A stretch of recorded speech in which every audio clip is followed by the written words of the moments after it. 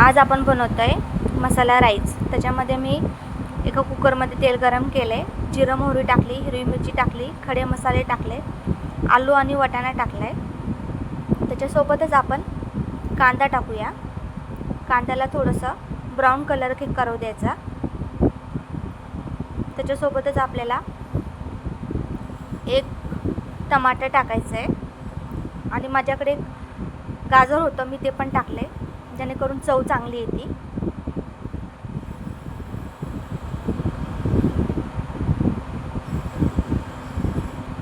टमाटर आपले टाकले, चांगले मिक्स करूया। याच्यासोबतच आपल्याला हळद पावडर टाकायचं आहे, चांगले मिक्स करायचं आहे याला।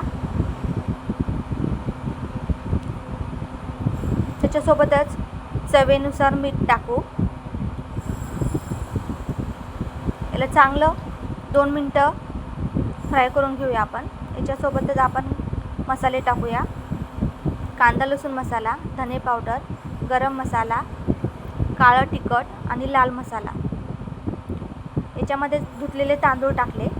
त्याच्यासोबतच आपण खिचडीनुसार पाणी घालूया आणि वरून कच्ची कोथिंबीर सोडून मिक्स करून घेऊ आणि याला 2 ते 3 चांगली शिट्टी मारून घेऊया।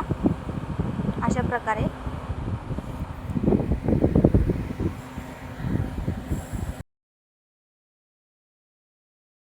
तुम्हाला ही रेसिपी जर आवडलीस लाईक शेअर कमेंट करायला विसरू नका।